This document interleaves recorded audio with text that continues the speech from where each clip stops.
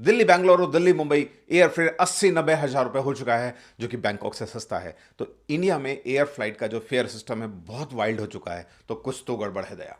Indigo जो कि 60% से ज्यादा मार्केट शेयर गवर्न करता है, उसके फ्लाइट कैंसलेशंस, कुछ न्यू रूल्स और ये सारा एक चेन रिएक्शन हो गया है, जिस वजह से एयर फेयर के प्राइस आसमान छूने लगे हैं। आसमान तो में फ्लाइट तो नहीं जा रही, लेकिन उसके जो प्राइस है वो जरूर रॉकेट बन चुके हैं। जो टिकट 8 से 10 हज़ार रुपए का मिलता था वो 80-90 हज़ार रुपए का हो चुका है, यानी कि डोमेस्टिक ट्रेवल इंटरनेशनल ट्रेवल से महंगा हो चुका है।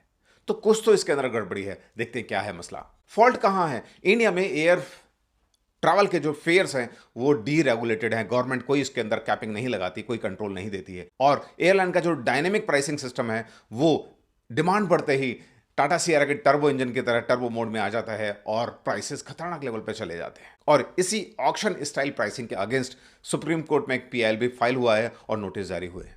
इस सारे चीजों के में मिडिल क्लास के लिए पर्सनल फाइनेंस का लेसन क्या है कि एयर ट्रैवल एक प्लान्ड एक्टिविटी है, तो हमेशा इसको प्लान करें। दूसरा, कभी इमरजेंसी है और जाना ही पड़ रहा है तो हम कहते हैं कि एक इमरजेंसी पूल फंड हमारे पास होना चाहिए कि आपको यदि जाना ही जरूरी है तो आपका बजट नहीं बिगड़े, आप उस पूल से पैसा निकाल सकें। और तीसरी बात, भाई इतना पैसा कमाओ कि साला फर्क ही नहीं पड़े कि आपको 80 हज़ार देना है कि 90 हज़ार देना है। It was a joke, but इसको आप सीरियसली लेना चाहो तो ले सकते हो। और दूसरी बात, आपको क्या लगता है कि ये जो मोनोपोली है इंडिगो की या किसी भी सेक्टर में, मोनोपोली होनी चाहिए या नहीं होनी चाहिए? आपको क्या लगता है? आप कमेंट करके जरूर बताइएगा कि सरकार को फ्लाइट में कैप लगानी चाहिए, पायलट वाली नहीं, फेयर पे कैप लगानी चाहिए, या मोनोपोली होने देनी जानी चाहिए।